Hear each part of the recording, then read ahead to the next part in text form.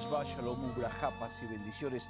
Un gusto de estar con ustedes. Y recibimos muchas preguntas, comentarios del programa del otro día porque desafiamos un poquitito la visión tradicional de la Biblia en la iglesia.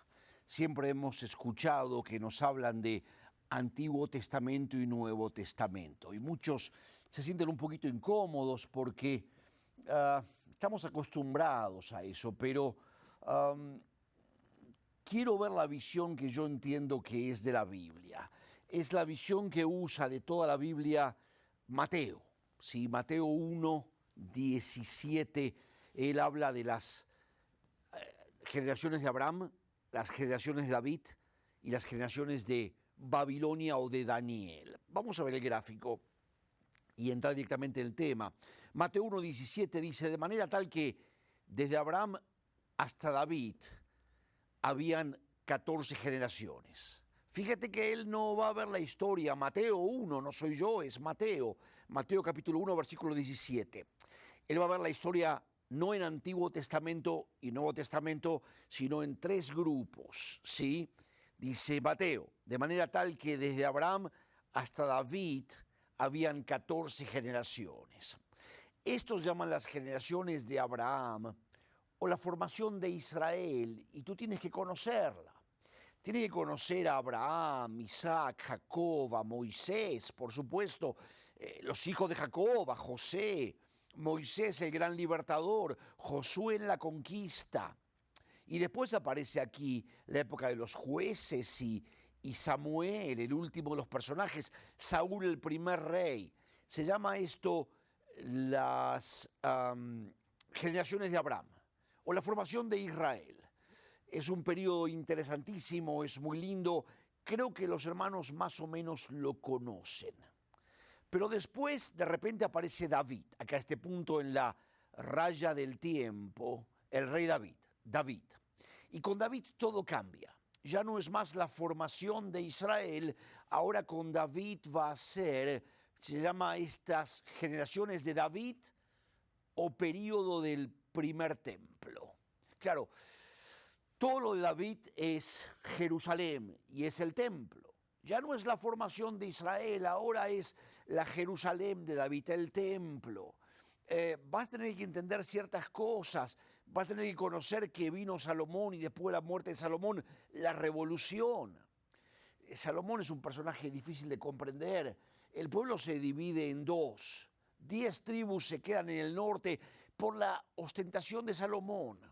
Te cuento algo, te explico algo que los judíos siempre hacemos, que no todo lo que hacemos los judíos está bien, pero algunas cosas son interesantes y siempre es ir al principio, a la Torá, al Pentateuco, al libro de Deuteronomio sobre todo, para entender toda la Biblia.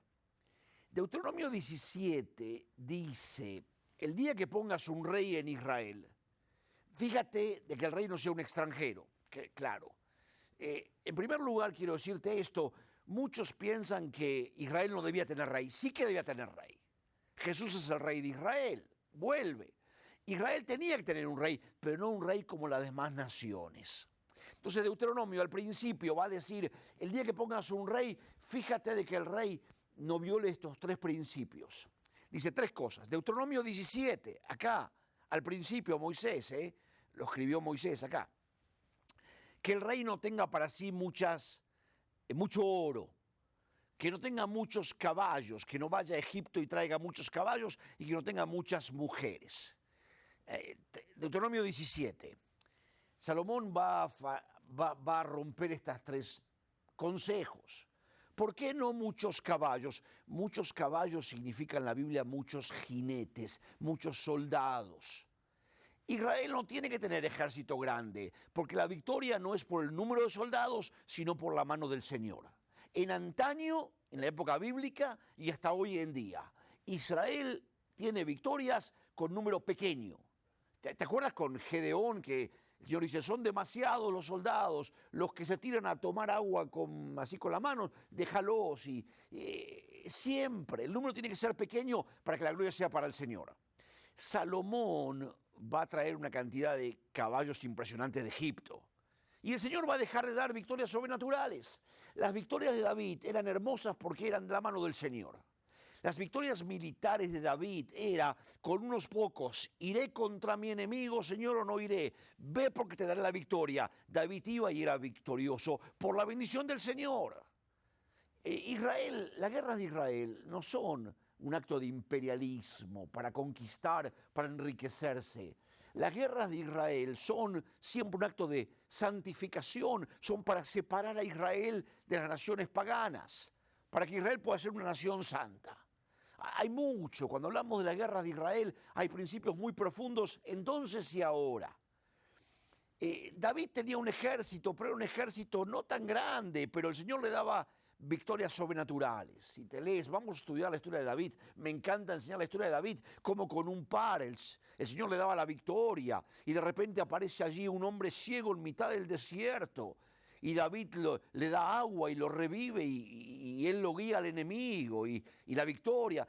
Siempre es así. Con Salomón el ejército es muy grande y el Señor deja de dar victorias sobrenaturalmente.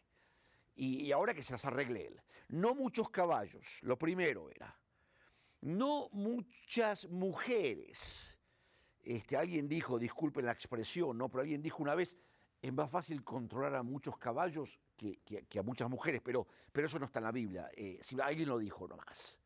Lo cierto con las mujeres, el tema es este. Salomón se va a casar.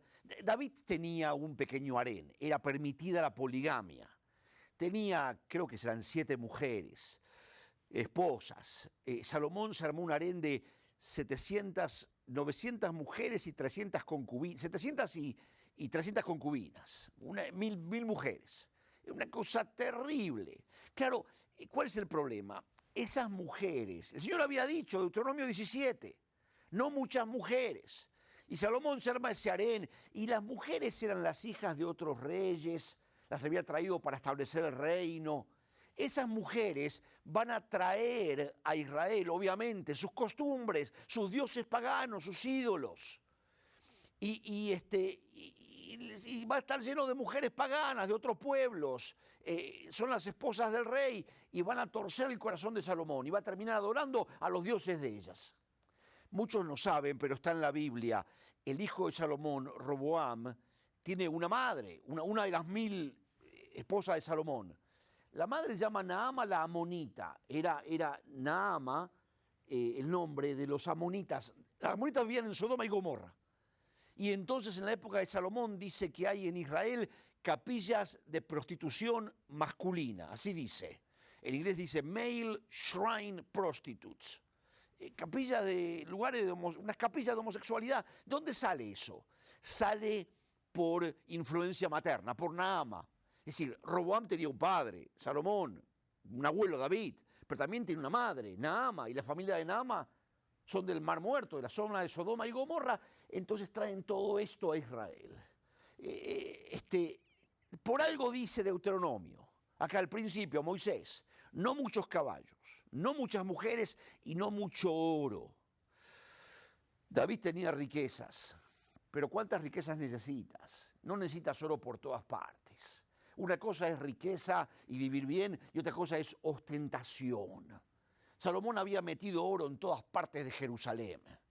Y Salomón había, nos damos cuenta al final de su vida, llenado al norte de Israel, el norte del país de Israel, lleno de impuestos para su propia lujuria. Bueno, al final de Salomón hay una revolución y el país queda dividido en 2. Acá tenemos a Elías y Eliseo. Elías y Eliseo van a estar en el norte del país, en el reino del norte, en la Galilea, porque se va a separar de Jerusalén y del templo, ponen 2 becerros de oro, hemos hablado un poquito de esto. Tienes que entender que conocer acá, tienes que conocer periodo del primer templo. Yo estudié un curso en Israel y vamos a hacer un curso de periodo del primer templo. Tkufat Beit HaMikdash HaRishon. Es tremendo. Sabes que tenemos un problema con nuestra Biblia también, que es el tema de los profetas. Están todos apilados, de acuerdo a cuántas páginas escribieron. Tienes que entender que en el norte va a estar Amós, que va a estar Miqueas, y tienes que, ¿por qué? ¿Quiénes son estos hombres? Tienes que entender que en el sur, acá, va a estar el profeta Isaías. El gran profeta Isaías está acá en Jerusalén. Tienes que entender que al final, acá, al final de los días del segundo templo, acá está Jeremías.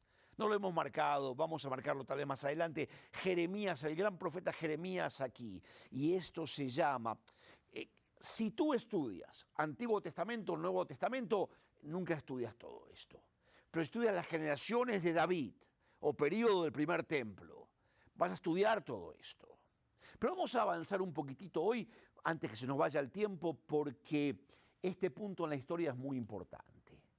Este punto en la historia es cuando Jeremías nos habló de esto, y aquí va a venir el rey Nabucodonosor. El rey Nabucodonosor es el rey de Babilonia, va a venir a Jerusalén. Jeremías había dicho, saquen todos estos ídolos que trajeron las mujeres de Salomón de Jerusalén y del templo. No, si no, Jerusalén va a ser destruida. Profeta falso, Jeremías, profeta falso, nunca va a ser destruida porque el Señor le prometió a David. Sí, el Señor le prometió a David Jerusalén, pero va a ser destruida. Y fue destruida. No lo queríamos creer nosotros. Todavía recién hoy en día, con lo de la embajada, con Donald Trump, Jerusalén está empezando a ser restaurada de nuevo. Pero fíjate lo que pasa aquí. Entonces dice Jeremías, va a venir el profeta, va a venir el rey Nabucodonosor de Babilonia. Vino Nabucodonosor una vez y se llevó unos muchachos. Vamos a ver un segundito el mapa para que entiendas dónde es esto. Nadie le creyó a Jeremías. Mira, acá está Israel. Esto es Israel acá, ¿verdad? Y esto que hoy en día se llama Irak, este país, es la vieja Babilonia. La vieja Babilonia hoy en día es Irak. Es el mismo territorio, es el mismo país. Lo que pasa es que hoy en día es un país musulmán y le cambiaron el nombre a Irak. Estos persias se van a llamar Irán, porque dice que son arios ellos. Irak no sé bien de dónde viene. Pero el tema es esto. En la época esa que estoy hablando de Jeremías, Jeremías dijo, acá estábamos en Israel, estamos acá en Israel. Si no limpian el templo de ídolos por las mujeres de Salomón, va a venir el rey Nabucodonosor de Babilonia y se va a llevar cautivo a sus hijos. Profeta falso, profeta falso. Al final vino Nabucodonosor. Jeremías era profeta verdadero. Vino 590 años antes de Jesús. Eso, unos 590 años antes de Jesús. Vino y se llevó cautivo a un grupo de chicos judíos. En la primera deportación se los llevan a Daniel. Daniel, ¿quién era Daniel? Daniel era un chico que había nacido en Jerusalén. Daniel lo había escuchado predicar a Jeremías, al profeta. Y Daniel era de la familia del rey David, un chico de buena apariencia, dice el texto, intachable, de buena familia, educado. Y entonces Nabucodonosor, cuando viene, lo que hace es llevarse cautivo a los mejores chicos de Jerusalén. Viene una vez, ¿sabe lo que está haciendo? Lo que está haciendo es llevárselos para adoctrinarlos, para cambiarlos, para hacerlos babilónicos.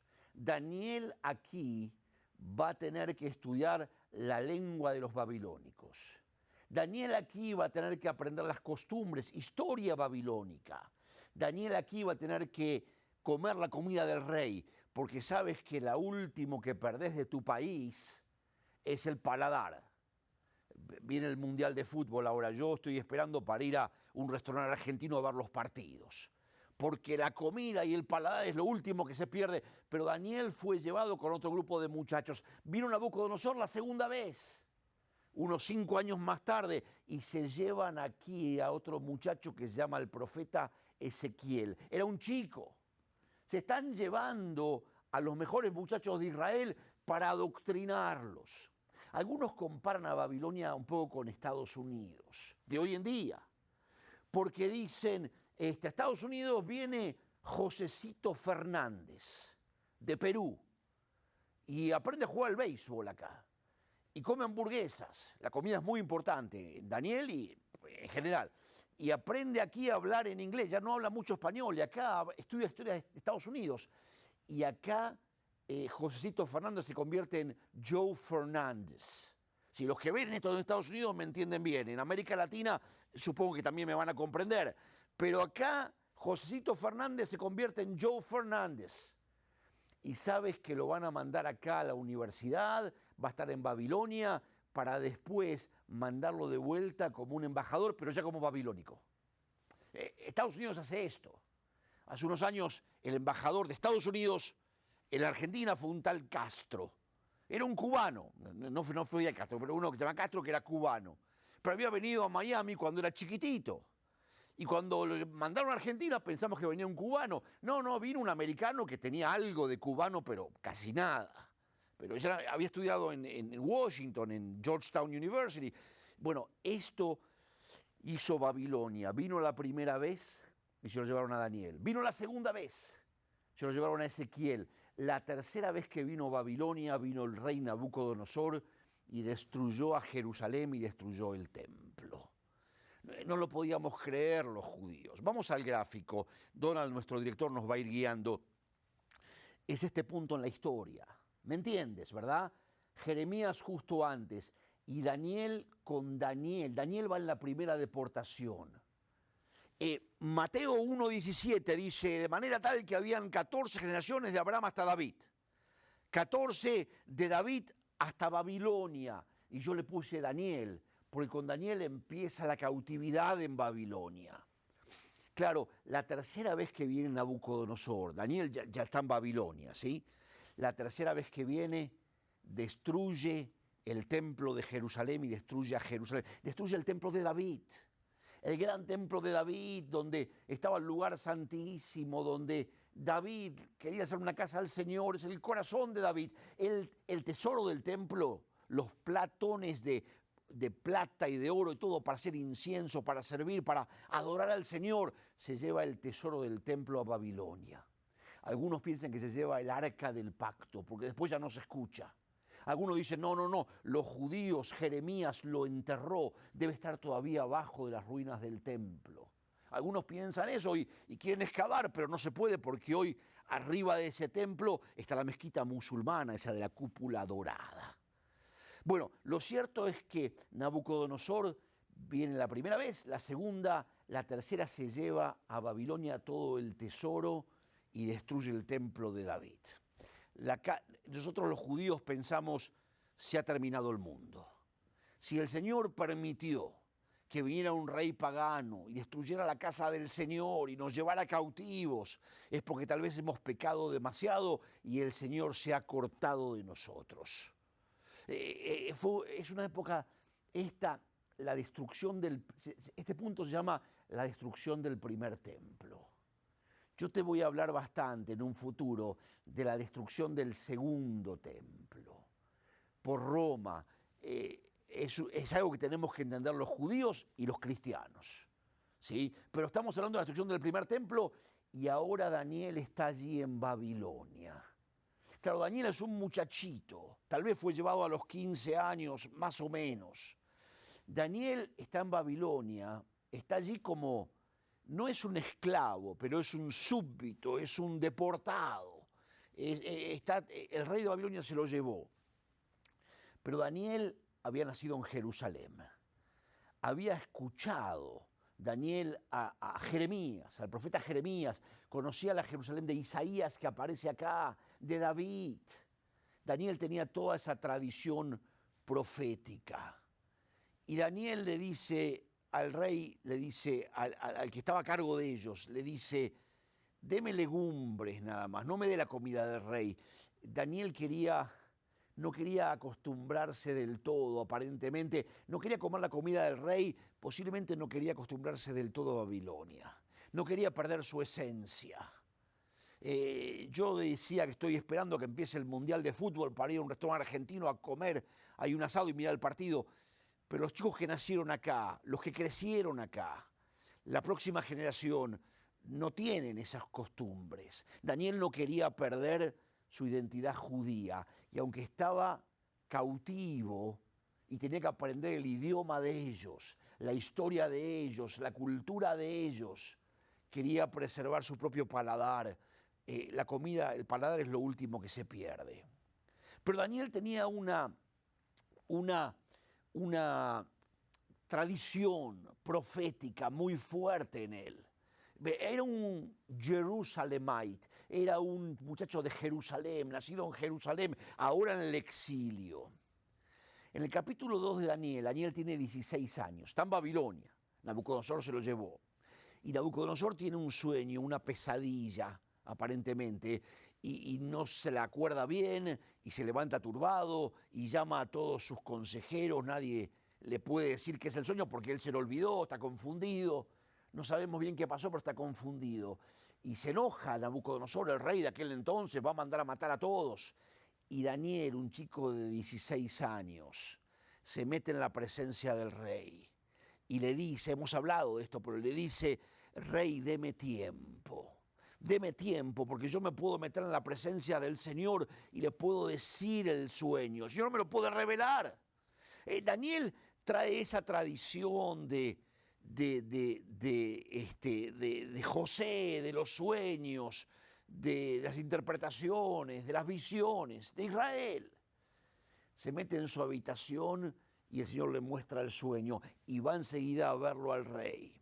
Te pregunto yo a ti, se nos va el tiempo, pero si te pregunto yo a ti, ¿sabes tú meterte en la presencia del Señor?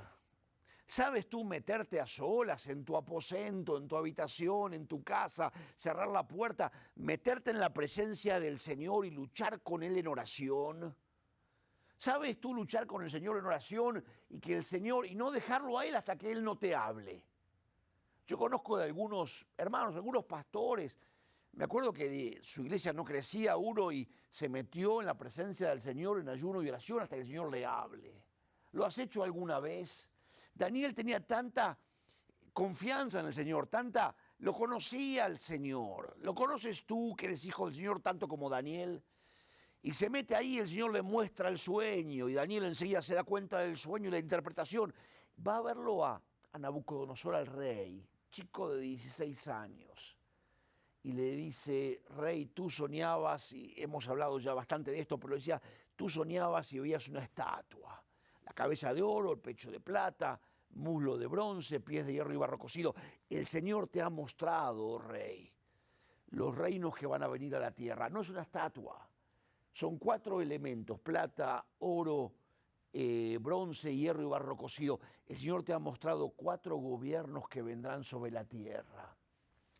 Tú estabas en tu cama, oh rey, y te vinieron pensamientos por venir, lo que va a ocurrir, y el Señor te ha mostrado lo que va a ocurrir. Y le dice, tú eres Babilonia, tú eres aquella cabeza de oro, y tú controlas al mundo entero, pero después de ti vendrá otro reino que será de menor valor, y después vino Persia, y después vendrá un tercer reino, el reino de Grecia, y al final un cuarto reino, el reino de Roma.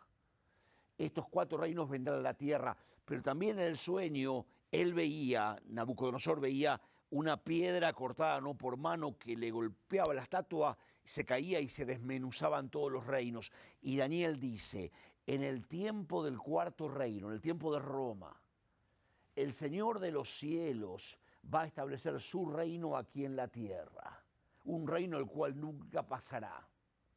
Te voy a explicar algo.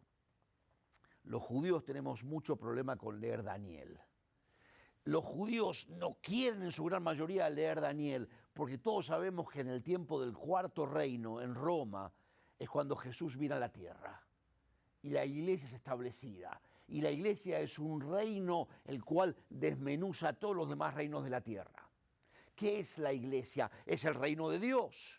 Pero Israel también, sí, pero Israel es un reino santo, separado. La iglesia no, la iglesia se mete en cada nación de la tierra, en cada país, y los desmenuza. ¿Cómo los desmenuza?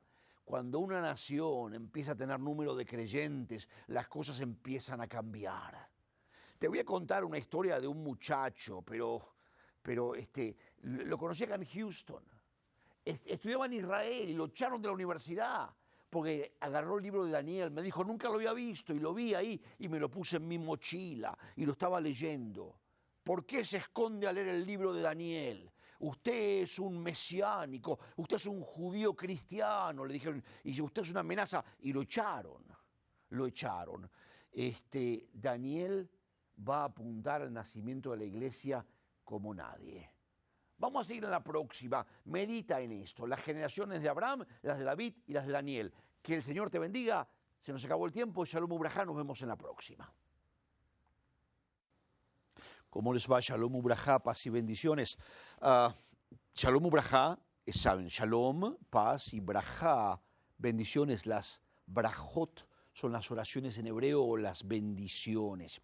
Es un gusto de siempre estar con ustedes. Espero que hayas disfrutado el estudio de hoy, lo que estamos viendo. Son diferentes temas. De repente hablamos un poco sobre el Estado de Israel moderno, o sobre los patriarcas, o sobre los profetas. Quiero meterme mucho en los profetas y ver a cada uno de ellos. Pero quiero que los recibas los programas. Quiero que seamos amigos en Facebook. Búscame en Facebook, como siempre ahí aparece la dirección mía de Facebook abajo. Búscame, pídeme ser amigo mío en Facebook, así te los puedo mandar los programas. Pero hay algo más, algo muy importante en lo cual estuvimos trabajando. En nuestro website. Nuestro website ya está casi listo. Todavía un poquito de trabajo, pero ya está listo. Rav, R-A-V corta, danielschneider.com.